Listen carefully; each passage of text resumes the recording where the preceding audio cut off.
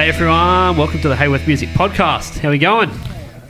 We got the big GH here. What's up, everyone? Hey. Great to be back here, podcast land. I know we're in the double digits of episodes, but yeah. Yeah, we're up there now. Yep, we're up there. That's it.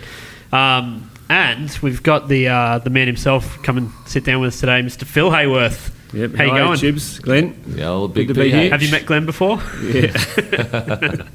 Long time ago. Yeah, About yeah. 33 years ago, I first met him. for the first time. His greatest achievement. That's rough seeing there's more than one kid. Yeah. All right. Well, we wanted to get you in and have a chat, Phil, about how this building and everything with your name on it here came about. How it all started. How did it start? You already know, Chibs. You've been here for most of it. I know, but So there's has Glenn. people in Japan and Algeria and all those places that they have no idea. Okay. We don't need to go like too far down the rabbit hole, but That's good. I know you work in the steelworks or Yeah, I started off, That? went to Wirral High School. Wirral High. Wirral High. Represent. Yep. Wirral High in the good old days. Yeah. And then left school, and because my mates were going to the steelworks, I went to the steelworks too and did a metallurgy certificate, and ended up at the coke ovens Yeah. and finished that. And then we were sitting around and a couple of mates said, "Oh, we're leaving next week. We're going to go to Teachers College." I thought, "Oh, that sounds like a good idea." So I said, Oh "I think yeah, I'll come too." heaps of holidays. Heaps of holidays. Yeah, so I went to Teachers College, resigned from the steelworks, and So what did you do while you were at Teachers College? You weren't working at the steelworks at the same we time? really were are you? going back now, Chibs. I can't Yeah. remember that. Back Don't know that what you were far, doing? but- No, I used to. Funny thing, I had bees at the time, and I used to rob the honey and take it up in my bags and sell the honey to my classmates. Yeah, we Yeah, made a bit right. of money that way, and I was always mowing lawns. Yeah, and, yeah. there was no money coming in, so Silver was working at a chemist shop. Yeah. But that was enough to pay the rent and that. Yeah. And the rest, I did whatever we could do, and that Do was for whatever. 3 years. Yep. Takes 3 years to become a teacher. Yep. Doesn't seem that hard.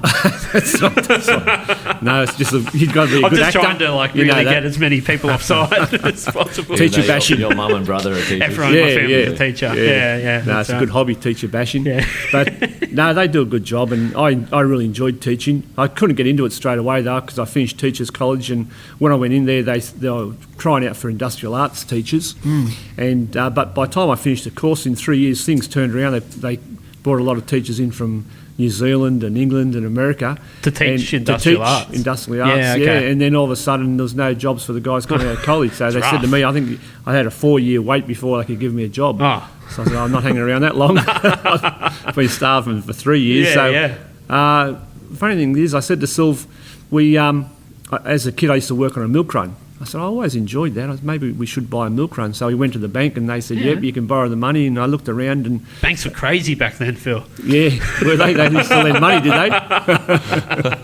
They used to lend money, yeah, to young guys with long hair. And Yeah. So I ended up buying this milk run at Berkeley, and we did that for a few years. Yeah, and right. That filled the time until a teaching job came up at Campbelltown High. And that's Yeah. where the guitar bit starts. Okay.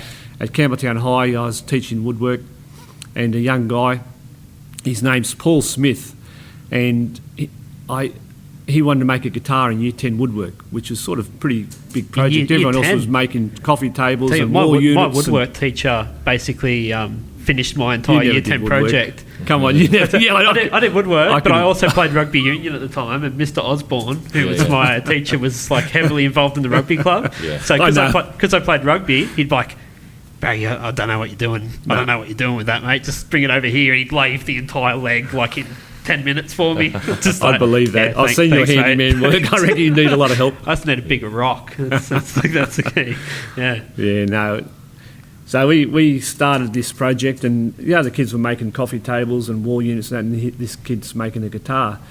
And so the interesting part about that part of the story is Was that it an acoustic? it was acoustic Yeah, guitar, okay. and we made it. I borrowed a book from Wollongong Library and photocopied it Wow, at school. the library. Yeah, because I didn't know how to make a guitar. Yeah. So we followed that. This is what I tell the kids when I go on these school tours. I tell them this story and I say, these were in the days before the internet. Yeah, yeah. This is like a scary time. How did you find out how to do things before the It's like the internet? Dark Ages. The Yeah, library. you actually had to go to the library and get a book. Yeah, light a candle, walk down the aisles of them. Yeah.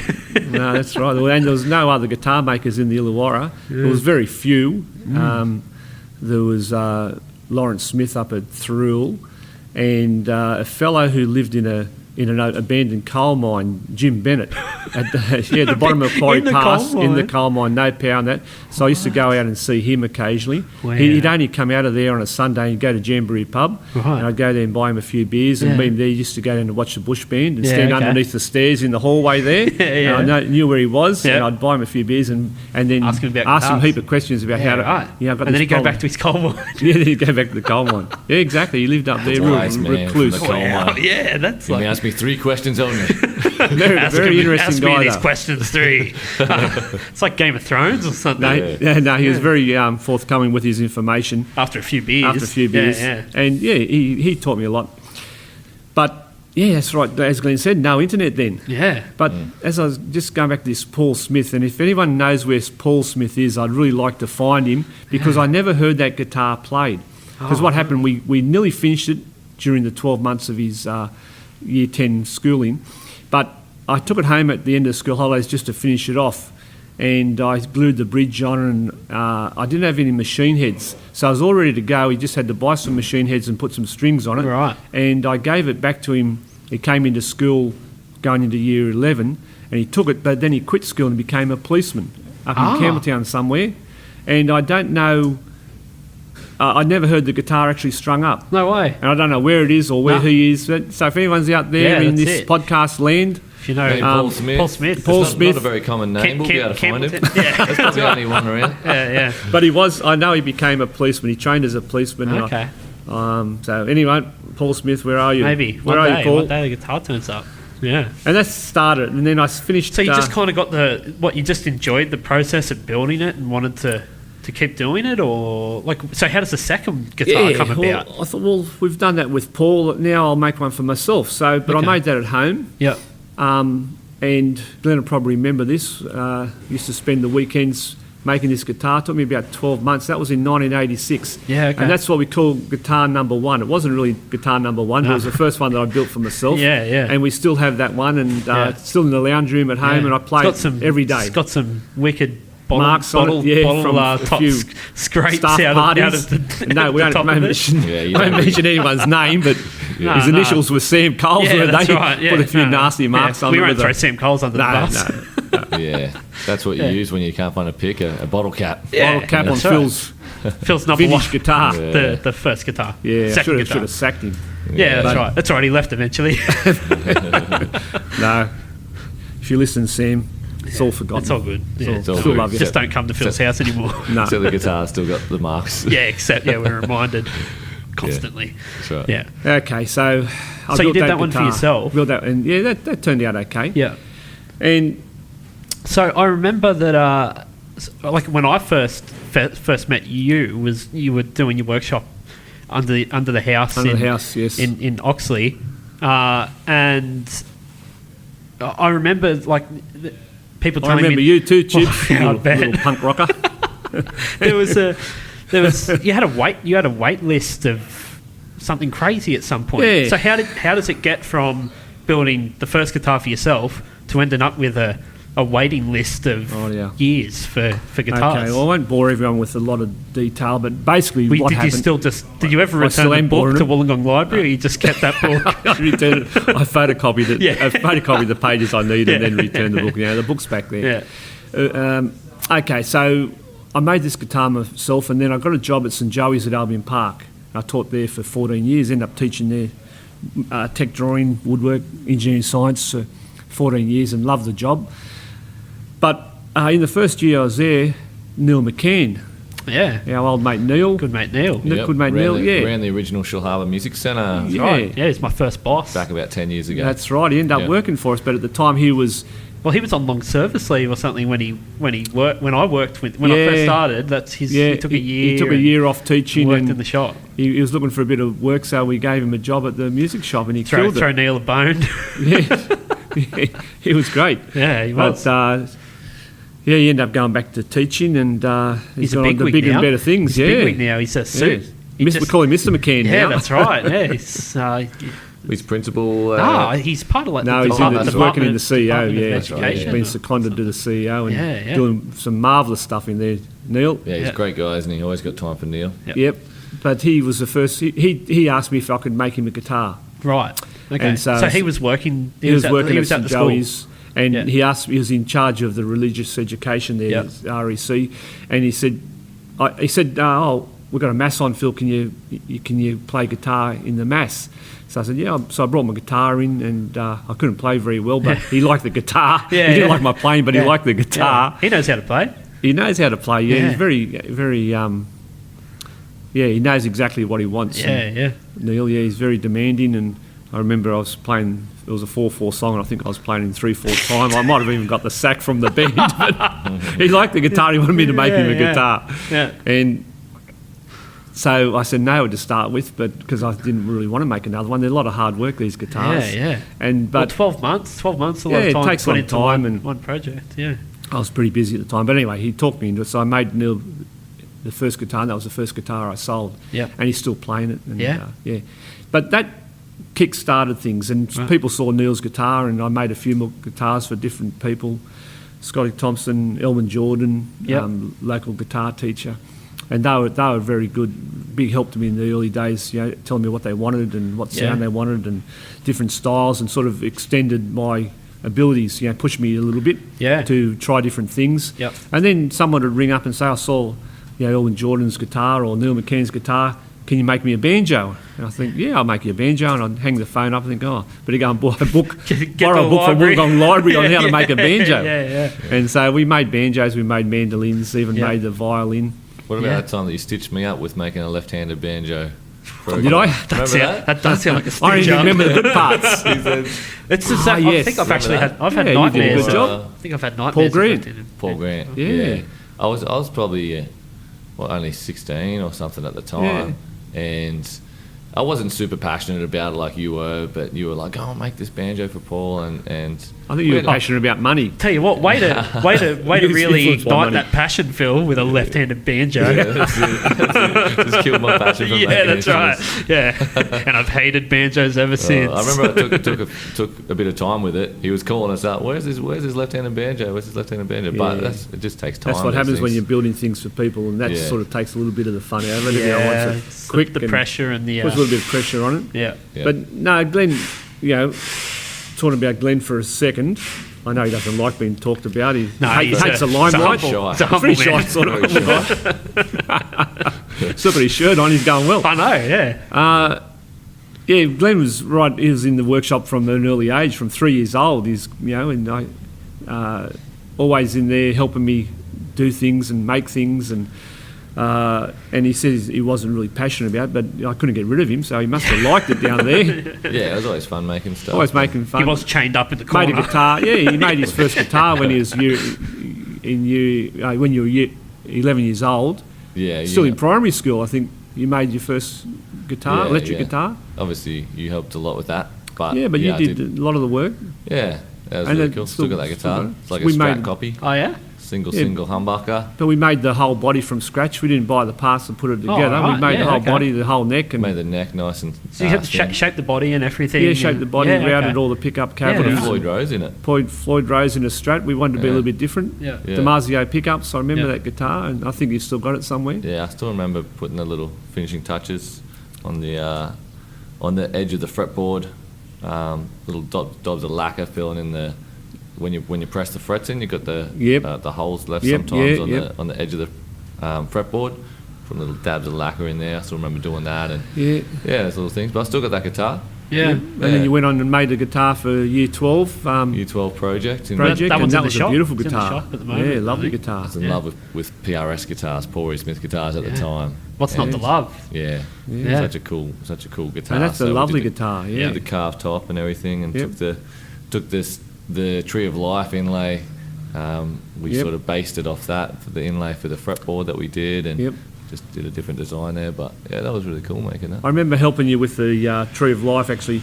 It was, I'd be working on guitars all day and knock off at about 9 o'clock, and Glenn had been out with his mates and come home and, Dad, can we go and start making my guitar? At 9 o'clock at night. And I remember this night I might have had a couple of red wines or something. I went down there and I'm showing him how to route out I said, okay, this is how you route out the cavity for the pearl inlay. Yeah. And I went over the line a little bit and he elbowed me out of the way. He said, get out of here, I'll do it from now on. And he did a great job. Yeah. I could do it better. Yeah. And so he laid all the inlay, and It's pretty crazy. it was a great, lovely guitar. Yeah, he did a really good job. Yeah. 100%?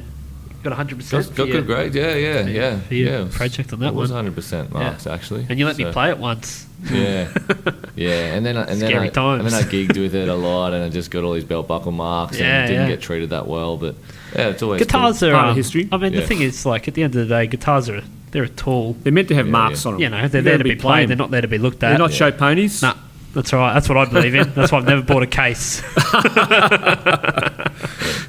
Okay. So you end up with that waiting list and everything, and then so how does building the guitars and that sort of thing turn into retail? How does it turn into selling other people's guitars? Yeah.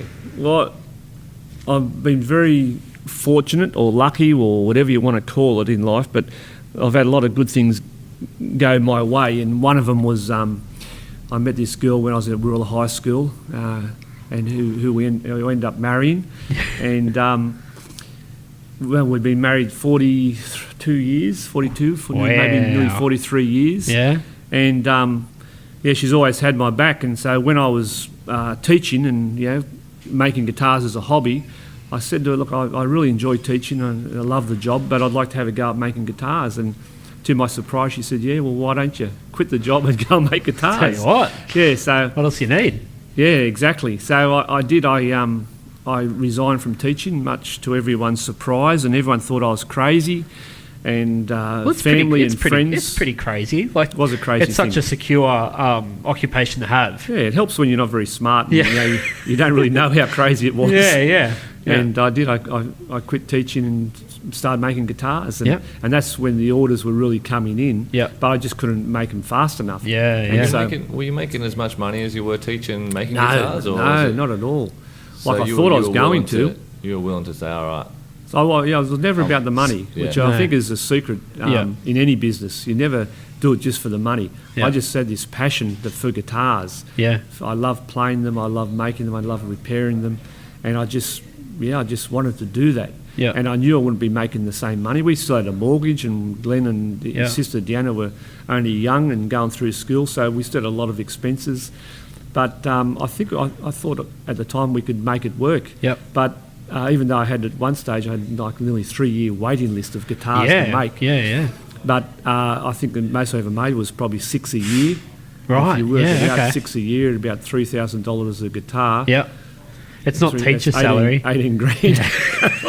Even them days, it wasn't very good. You take away your materials out of that. Yeah, that's right. It wasn't very good. So what I did, I started buying second-hand guitars. I'd go up to the auctions in Sydney, second-hand auctions, and buying a few old guitars, bring them home, restore them, Yep. put them on the wall of the workshop, and just to supplement the income. Yeah. And I enjoyed doing that. Yep. And that started to bring a bit better income in. And then that really took off, and it got so busy at home. Glenn would remember some weekends it was like a garage sale every weekend. There'd be cars pulling up, and people everywhere. Yep. And I also wanted to start a few wholesale accounts, and a lot of the wholesalers said, well, you can't have an account to buy parts and bits and pieces, strings and that, unless you have a shop front. So, and it was getting so busy at the home. Every time we'd sit down and have a meal, I used to have this buzzer on the workshop door downstairs, and someone would ring the buzzer just as we were about to eat a family meal, and that's I'd go downstairs. I even sold a guitar on Christmas Day. Yeah, right. Yeah, a guy rang up one Christmas and he said, I've got a gig on a couple of days after Christmas down the coast. He said, I left my guitar in the car and it's split. Can you fix it? I said, I can't fix it. It's Christmas, Yeah. But I said, I've got a nice guitar you can buy in there. So he came round and bought a new Maton on Christmas Day. Probably only mate never sold in Australia on Christmas Day. Yeah. And he went down and he got him out of trouble and he played that gig. But we wanted to sort of separate the business from the home life, so a little shop came up opposite the surf club in Kiama Downs, and so we ended up moving into that shop. Yeah, That's which where is it pretty. started. It's you don't when you think of I'm going to start a retail operation and everything. It's Kiama Downs is not the location. Fish and chips and on the beach. and IGA, but no, Yeah. guitar shop's not where you expect not so it. much. And that's what everyone said. What, you're going to Yeah. have a guitar shop in Kiama But I Downs? guess it did turn into that real destination. Yeah, I mean, that's when I started there. When you moved in down there, and yeah. that's And I think that's if someone said, well, what's and I've had this question asked a lot of times, well, why do you think things work so well for you in business? And I think that's the secret is we never went into it for the money. Yeah. We went into the business to make guitars and to do something I really was passionate about. Yeah. And lucky enough that things started to pay off and we could pay the bills Yeah. finally. Yep. And we expanded. The things did start to take off, and next thing we leased the shop next door. Yep. Cut a hole through the brick That's it. wall Made and the amp expanded room. in there. Yeah. And we had Mark Thornton running his guitar lessons from Yep. the front part of that shop, and we used to have a little bit of music on a Saturday up at the bakery, a couple of doors up, and then Rock Dog moved in with his amp Yeah, it turned repairs. into a and whole we hub, had a didn't it? little empire down there. Yeah, that's it. And it was great, but once again we ran out of room. Yeah. And so that's when we decided to move up here to a current premises at Durgan and Drive. Yeah.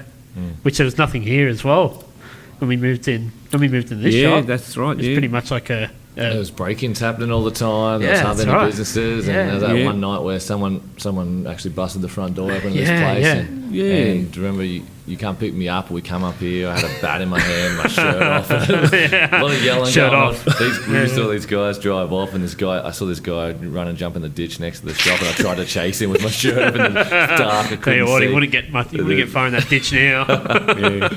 But probably not the best way to do things. But yeah, there was a lot of that going on because there wasn't that many businesses here. Yeah, It it was out in the sticks a bit, wasn't it? Durgan and Drive on this little that's estate. right. People Yeah. just come out here, kids come out here and do burnouts and that sort of Yeah, thing. 'cause sick there's for no doughies. one around.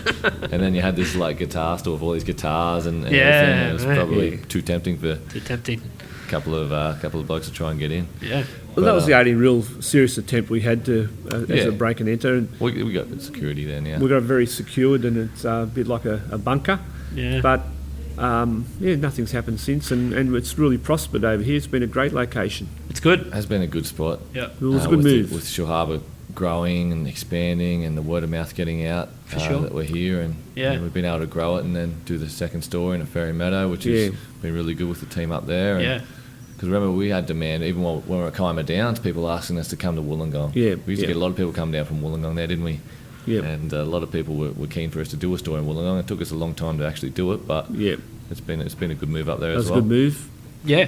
Yeah. As we said, before we go on to the next bit, I just going back to Glenn working for us. Glenn's been sort of working not officially since he was 3 years old Yeah, in yeah. the workshop. That's I slave used to labour. get him That's to- slave labour, Phil. I used That's to illegal. get him to sweep things up and give him a couple of Yeah, dollars, yeah, throw him a dollar yeah, here, dollar yeah. there. He's happy. Yeah. But Chibs, we've just spent a couple of times talking about staff in general. But let's start with you. no. You've been with us a long time. How long's that? Time. Almost 12 years.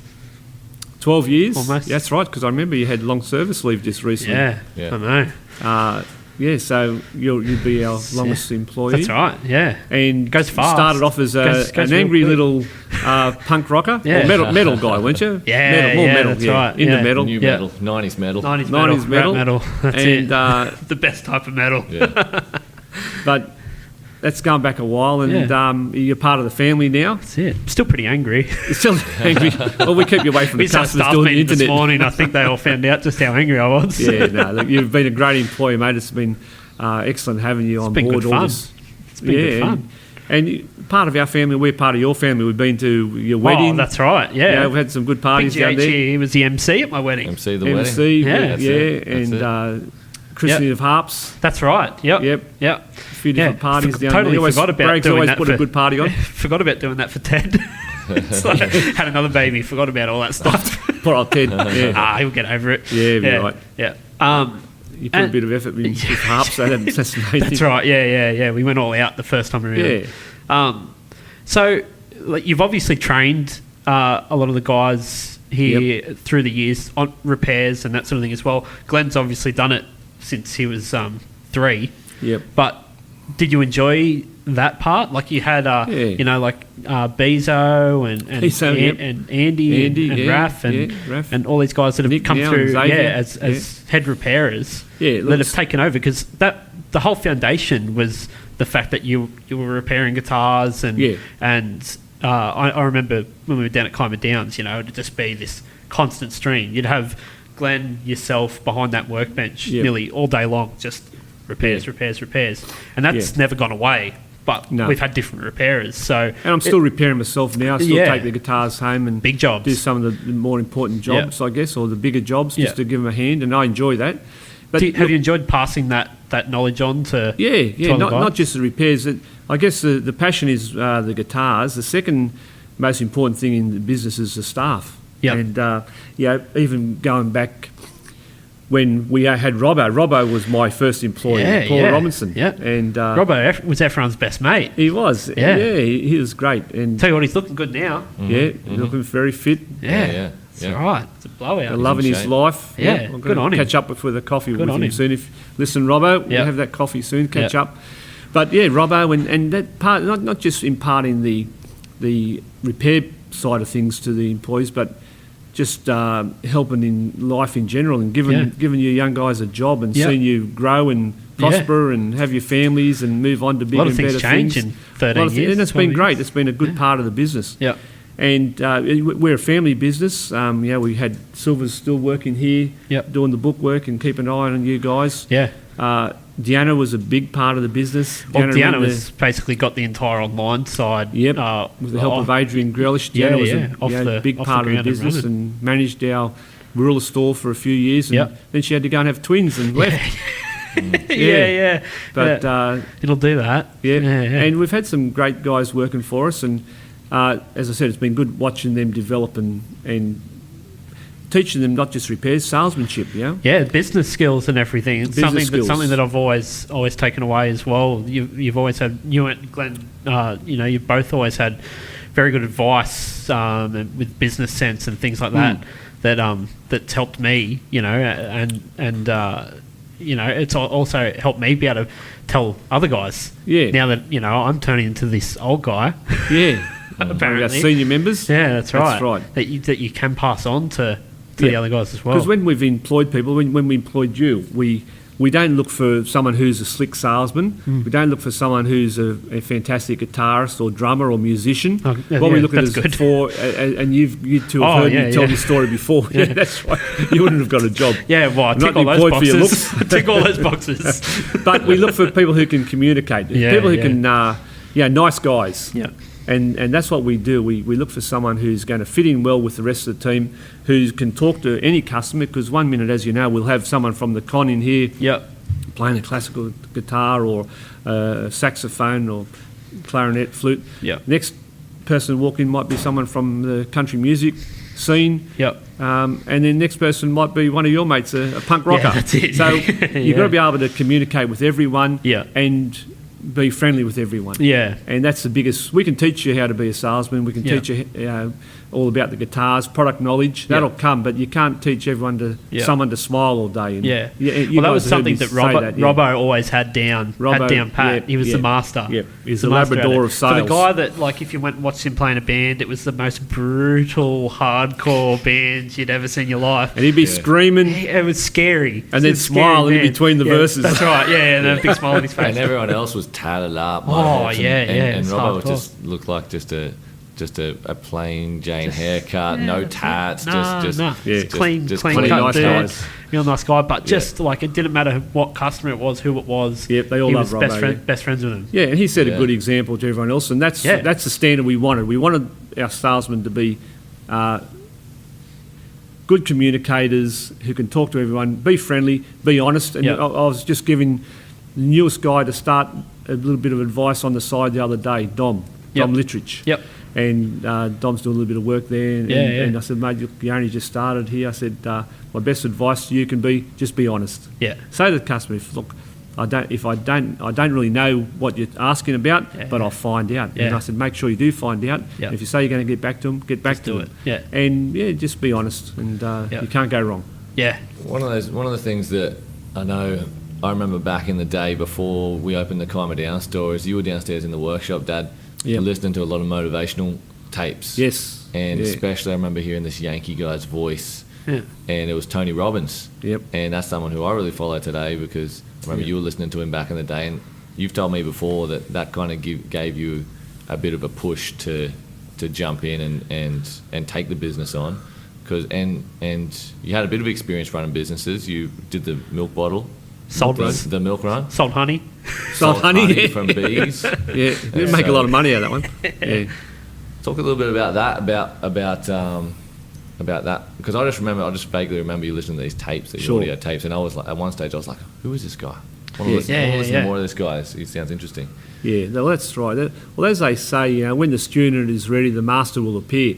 And I think I was ready for a little bit of motivation, and maybe I need a little bit of encouragement to go into this guitar making business. And someone I was working with, I can't remember who it was now, but they recommended this book written by Anthony Robbins, and it was Awaken the Giant Within. So I read that book and I really enjoyed it. And so I read another one of his books. I think it was The Power of One. Unlimited Power, that's the one, Glenn, yeah. I read that, and then I subscribed to these cassette tapes. They used to come in cassette tapes then. That's when he had his TVs, infomercials and everything, infomercials running all the time. No, that was before them days. No, was it? Well, we're going back 30 years, Chips. Yeah. We had infomercials going in the States, I remember. Yeah, Did he? Like, I didn't actually see him, but he talks about how they had them going. Yeah, in Canada. Yeah, I remember them, but I think this was before that. Okay. So I bought I used to get these tapes, Power Talk tapes, and I used to listen to them. I'd have the headphones on, making guitars, in between talking to people and having coffee with people that would come in. That was a good thing about making guitars full time. You could do what you wanted to do. Social. You could listen to the tapes. I could stop, have a coffee with a customer that would come in. If we liked the same sort of music, we'd have a bit of a jam. If I was repairing their banjo, we go, come on, sit down and play a few tunes. That was great. But the Anthony Robbins thing, I did get into that, and I enjoyed it. I never went to any of his programs, but I just read his books and listened to his tapes, and I think that gave you that little bit of encouragement, because everyone else was telling me I was mad, leaving teaching, going into guitar making, or moving into the shop and then moving up here. Every move was, because I didn't know anything about business. I knew a fair bit about making guitars. I didn't know anything about business, but listen to his tapes. I think everyone else was telling me I was mad, but he's saying you can do whatever you want to do, just dream and achieve. Risk and reward as well, I guess. If you don't put anything on the line, then there's nothing that you don't get anything back. Yeah, well, that's right. Yeah, that's right. And he did. Yes, she was certainly a big part of that early days, and I still listen to his, what would you call, the YouTube clips that I see coming up, and and Glenn talked me into going to one of his seminars up at Parramatta. And you and Mum both went. We dragged Mum along, kicking and screaming. Walk the coals. Silver burn her feet because she wasn't really into it, but she stuck it out for 4 days. She jumped off halfway across the coals. Oh, no. You got to hop back on again. Yeah. Wondered why her feet were blistered. Got to commit. Got to commit. Silver's been great. Yeah, if I'm doing it, she's there. Yep. And she's always helped in everything in the business, and I think she gets stuck with a lot of the dirty jobs. Something I don't want to. I don't want to do the paperwork. So don't do paperwork. Don't do lines. Don't do lines. Don't line up for anything. And now that Glenn's running the business, and she's still working for Glenn and doing all the dirty work, all the jobs Glenn doesn't want to do. So she's great at. Like, I'd be lost without her. Yeah, and we both would. She does such a great job. Really great asset to the business. That I don't understand how you can stay that pleasant and polite while doing that work. That's right. I'd be furious. Well, one thing about Silver, Glenn will tell you, I've never heard Silver yell. She doesn't scream, doesn't yell at anyone. She's the most calm, controlled person you've ever met. Yeah. Never swears. No. Never yells. No, that's right.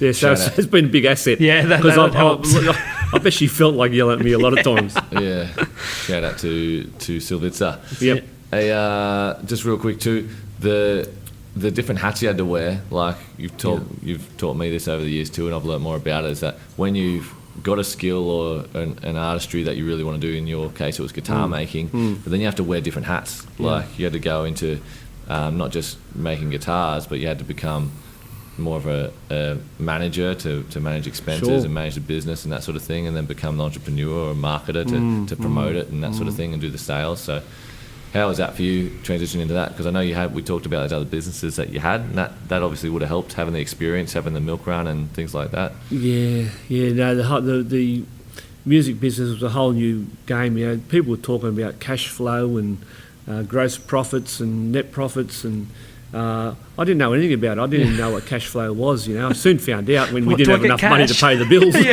You find out pretty quick, and then a lot of the wholesalers didn't want to deal with us, so.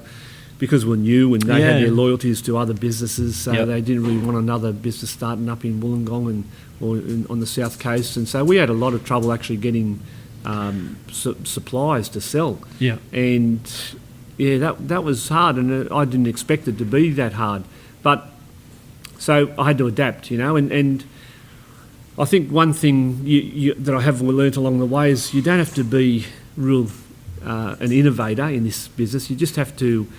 You don't have to reinvent the wheel either, is probably another way of putting it. You look around at successful businesses, who's doing this that I want to do well, and you model them, and that's what Anthony Robbins will teach you that. So I looked around and I found Ivan out at Pro Music.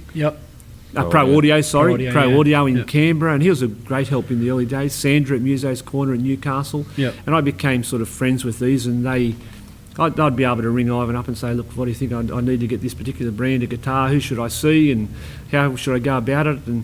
And you don't have to. You just have to model other people that are doing well in the business that you're in. And I learnt that pretty well, and that was a great thing to acknowledge that I didn't have to do it all myself. Didn't have to break new ground. So I just had to do what other people were already doing well.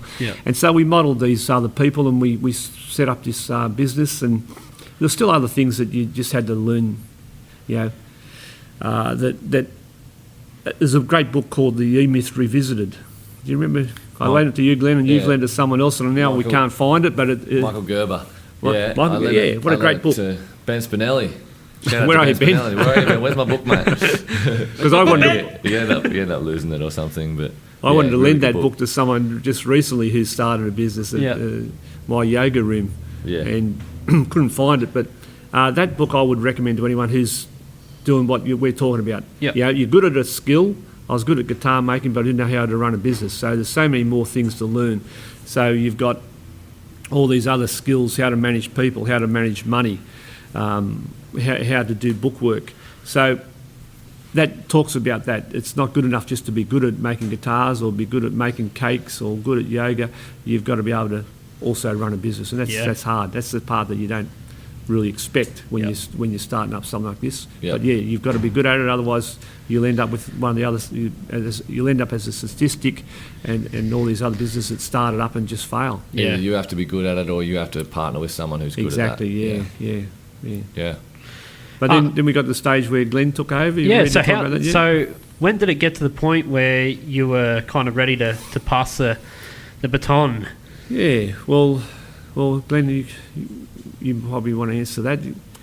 Well, it's kind of like you were kind of pretty ready, and I guess I probably wasn't ready too there. Yeah. Obviously for a while, because I was kind of thinking, what do I want to do? Do I want to take on this business? I was seeing how hard Dad had to work from the early days. He's working 6 days a week, and I was like, do I want that? Do I want to be working 6 days a week and taking on all this pressure and everything? And I did my marketing degree, my commerce degree at uni, and go get yourself a 9 to 5. Well, I could have done that, and that was definitely an option, definitely something to consider. But then, I started when I was about probably 25. I started doing a lot more personal development stuff, working on myself, setting some goals, and learning, from guys like Tony Robbins and that, going to seminars, and one of these seminars was a business seminar that I went to.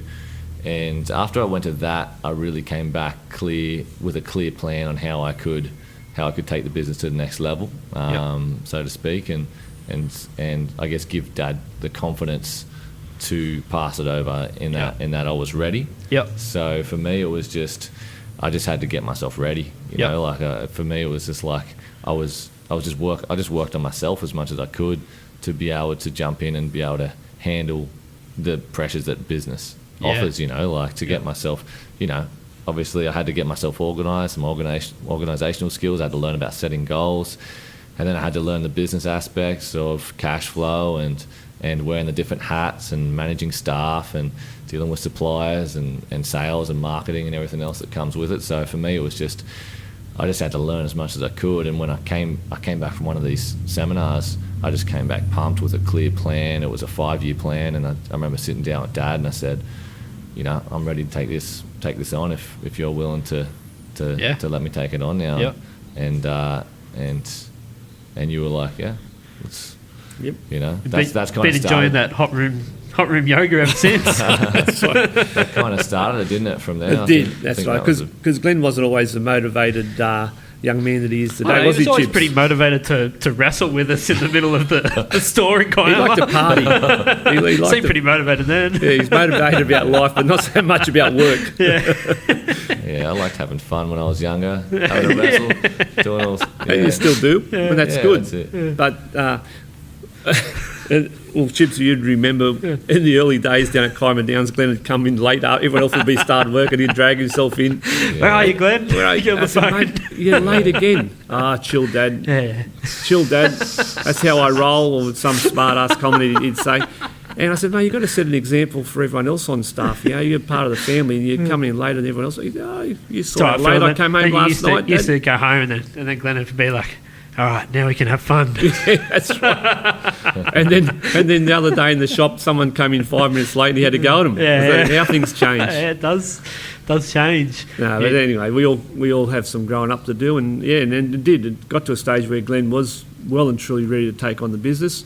But funny, wasn't it, Glenn? I wasn't quite ready to pass things over, and even though we sort of said, okay, well, you can run things from now on, I kept coming in. And well, transition period, especially for something that you know, you when you do go back, you listen to that whole story and then kind of go, all right, like I'm out of here. Someone else can do it now. It's hard to step away from completely. Yeah, that's right. Yeah, it would be. Yeah, but Glenn needed me to step away and let him run it. And he said to me one day, he said, Dad, you know, you always used to tell Mum you can only have one hand on the steering wheel at a time. Well, he said, you need to get your hand off the steering wheel, let me run things, because you know, I'll come in and get everything organised and run, tell everyone what they're going to do for the day and set a few goals for the day, and then you'll have your coffee across the road and come over and come in and tell everyone what they're going to do, and it might be completely Everyone's difficult. confused. Yeah, everyone's confused. I said, what are you saying, mate? Yeah. You want me to stay home? Yeah, stay home. Yeah. Go away. Stop annoying me. Yeah. And so I did. But it's hard to stay away because it's. I love coming in even now. Yeah. How long have you been running the show for now, mate? 3 years? Oh, well, A bit longer? I guess that conversation I had with you was 5 or 6 years ago now. Was it that long? Yeah. Goes quick. Yeah, Quick. when you get knocked down, it doesn't seem that long ago. No, that Not dirty about it or anything. no grudges. Yeah. But no, he made a good point, and you know, Glenn and I never argue about things, but it was a good discussion, and I took the point. And it was just I could never run things with Dad always there because everyone was always just unconsciously just going to him for everything. Yeah, for sure. Phil, what about this? Well, but because also for staff and guys there, because that's the habit. Yeah, exactly. That's the thing. It's like you go see Phil. Phil was. But that transition stage in any business is hard. You know, how does the owner step back and let the new management, whether it be family or a new purchaser, come in and take over? And that's always hard for any business. How do you manage that? How do you organise it? And I think we worked it out eventually. Yeah, worked 100%. Out well. Yeah, it worked out how it needed to, and that was just a necessary part of it, wasn't it? A necessary step. And we did it in steps. It wasn't just all of a sudden you disappeared. Obviously, so it was. I'm still hanging around. Yeah, that's right. I still come in until I annoy everyone enough and they send me home again. Well, I still obviously come to you for advice on things and meet with you, once a week or two, and we chat about things. I talk about any challenges I'm having, and you might have experienced them before, and Yeah. and you become more of the advisor to me, and so. Which is good. You I don't think always take my advice, No. though, but Don't always take it. at least, No, yeah, but that's good. Ask for it though. Part of growing up. Good. Yep. That's it. Yeah, Yep. that's all you can ask for, isn't it? That's right. Yeah. Yeah.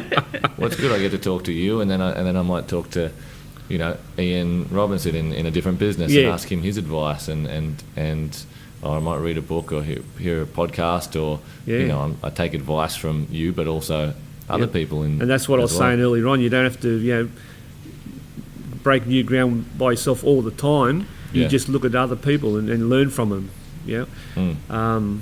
That's probably the best way. But having said that, we've always grown the business, haven't we? And I've always said to you, you can't tread water forever, otherwise you'll just go under. Yep. You've got to keep moving forward. You've got to keep growing. Yep. If you're not growing, you're dying. And that's in everything, in life, in marriage, in business. Yep. You've got to keep moving forward. You've got to keep growing. I think that's one thing we have done, without giving ourselves too big a pat on the back. We have done that pretty well. We've gone from being under the house at Oxley Avenue, as you mentioned, Chibs. Yep. We've gone from there to Kiama Downs. We had a music shop in Warilla for a little while, which Yep. you That's it. ran and Yeah, got that's right. Jana's help Yep. for quite a few years. And then we moved into here. And then when Glenn took over, he decided to go into Wollongong. Yep. And then recently we've branched out into music lessons. Yep. We've constantly evolved. Yeah. And that's been another... Keeps it interesting, doesn't it? Keeps it interesting, for Yeah. sure. Yep. Keeps And it also gives always the a other new guys challenge. opportunities to step up too, and grow with the business, like yourself. You've Yeah, been yeah. able to grow. You went from Yeah. from being a salesperson to Done it then all. running the store, then to now to running all the We online call him side the of human things. backhoe. Yeah, You get a lot of work done. Do whatever. Chips. Yeah, Whatever you need me to do. Yeah, a lot of work. That's good to see. Obviously, you growing with the business, and the other guys get opportunities to step up as it grows to different. We need someone running the music school. We need someone running the Wollongong store. We need someone running the Shell Harbour store, and it's a chance for the staff to grow with it. Yeah, for Yeah. sure. And I wanted to ask you as well before we wrap it up. Yep. I've thought it's actually a really cool thing. It's almost like a full circle thing with Andy Thompson doing T guitars now. Yes. Who you taught. Yeah, Who was yeah. a drummer. He wasn't Yeah. even a guitarist. Nah. Didn't know anything about guitars. And a left-handed one too. I know. Oh, and colourblind. And Talk about a colourblind. dud. Are we building him up or pulling him down? No, Andy's good. Down. Andy's But, good. It's actually his birthday today. Is it? Is it? Yeah, it Happy popped up in my phone. Happy birthday, Tomo. Happy birthday. But him basically going from being a drummer, not knowing about guitars, you taught him repairs, Repairs, all yeah. these things. I And think then I just it's ignited the almost passion. Like, yeah, You and gotta- it's funny because it's almost like the same sort of trajectory, the same sort of thing of this. He just kind of it lit that passion for him, and now he's building doing- guitars. He's got a waiting list of people. He's got rock stars playing his guitars. It's good to see. How does it feel like That's great. to Yeah, it's to good. see that sort of from a guy that you basically showed him what a guitar was? yeah, that's right. Well, it's good. There's Andy Thompson, there's Raph across the road there still working for us. It's Yep. great to see you guys, kick on in life and in business and everything else. And Andy's taken a little bit that he learnt here, and then he went to Melbourne and trained in guitar making, and now it's great to see him kick on and be successful in something that he's passionate about. Yeah. And if I had a little bit of help, if I helped him along the way, that's great. I really, I take a bit of pleasure and pride in being part of that journey for him. For sure. And but that's not just Andy, it's you and it's Raph and it's all the other boys here, the newer guys that have just started. And we tend to keep everyone working for us for a fairly long time, don't we? Longer than most places. Hard to get them to go. Hard to get rid of them. That's right. There's a few lifers here. Yeah. And it's And also not just the actual skills, the actual technical skills that you're teaching them, and that we've hopefully taught them. It's the life skills too, because a lot of our staff, they start as teenagers and early 20s, and they stay with us for a long time, and then you help to have a good influence on just their I guess day-to-day life skills, and hopefully you have a good influence on them in that way as well. Yeah, well, that's right. I'm certainly here to talk about business, but if quite often we've Chibs, when Oh, you wanted to buy a house. Tell you what, or you helped me rent buy a a house. or- I think I hassled you not financially, I think but I hassled you a fair unfortunately. bit. Yeah, and everyone, not everyone, but a lot of the guys will ring me up and say, look, I want to do this or I want to do that, Yeah. and something outside the business, whether it's buying a car or a house Yep. or, it's good to be able to listen to anything they've got to talk about and hopefully give them the right sort of advice and point them in the right direction. Yeah. Yeah, it's been very good. Great.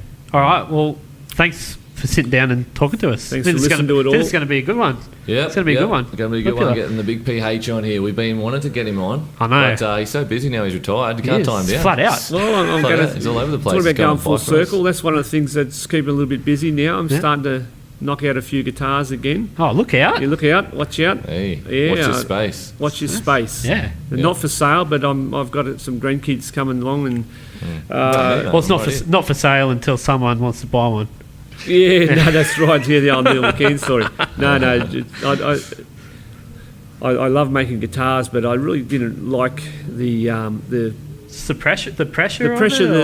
it, or Trying to make money out of a passion is yeah. does take a little bit of the gloss out of it. Yep. I love the business side of here, selling guitars and repairing guitars. But when I was actually trying to make a full-time living of making guitars, it did take a little bit of the fun out of it. But now that I'm in a position where the business is running well, I can go back to making guitars for the passion. Yeah. That's what I want to start doing now. And Well, it becomes a thing that of where passion back. you have to build them rather Yes. than you want to build them. Yeah, I was going through the timber stack I've got at home and thinking, I've got a bit of Brazilian rosewood there. Oh, and don't tell Indian anyone that. rosewood They'll rob you. Yeah, that's It's right. worth more than gold. I can turn this into something nice. Yeah, so that's what right. I plan to do.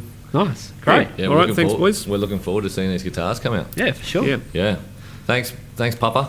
Yeah. All right, thanks, boys. Are you doing some? Oh yeah, we can drop some. Oh, hey, we haven't dropped some wisdom yet. Let's let Hopefully- GH hopefully just drop some wisdom on us. There's been so much wisdom coming from Phil. I've forgotten No. my wisdom I provide. So this is where we talk about the benefits of music.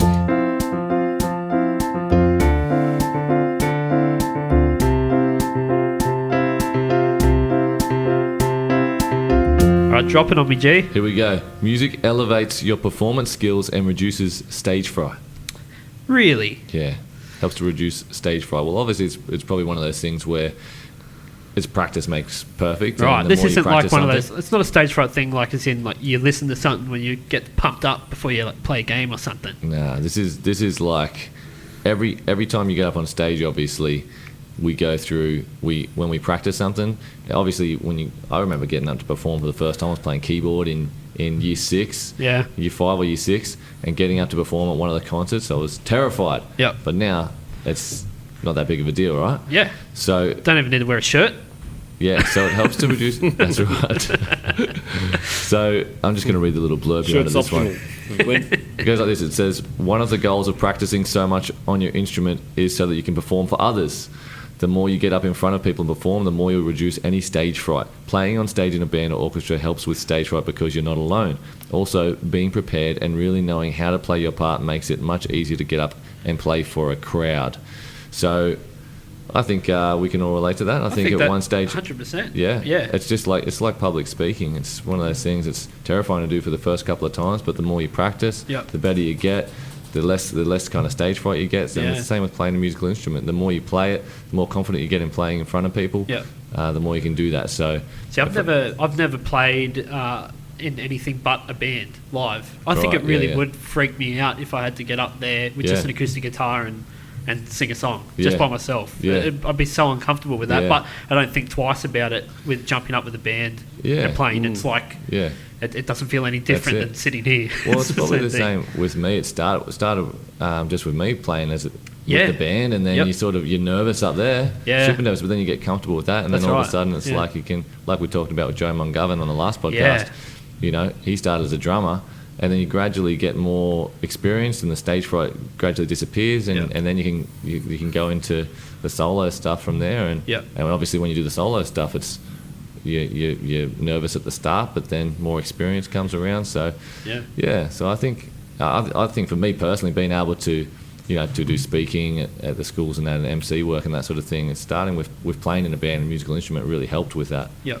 So Yeah, for sure. No, I agree. And, I think it's being good at something, isn't it? Whether it's good at music or good at skateboarding or surfing. Yeah. If you can master something, Yeah. that gives you confidence in life. So if you're a good musician, and people say, "Oh, you can play guitar or sing me Yeah. a song," and Yeah. that gives you confidence, doesn't it? Whether Well, it's on yeah, I stage guess you've or, kind of, if you've taken on anything where you go, okay, well, I was really bad at this, Yeah, and now now I'm I've good mastered- at it. I've not You can mastered take, it, you but can I take can that play on it, to yeah. other aspects. Yeah. Like you can say, well, I couldn't play guitar at all; I was horrible, but now I can play really well. Yeah. You can take that into other avenues Yeah. and It's say, good for well, your self-esteem, isn't yeah, it? I Yeah. didn't know. Well, I was bad at that, or I'm not good at this at the moment. But if I keep it up, practice.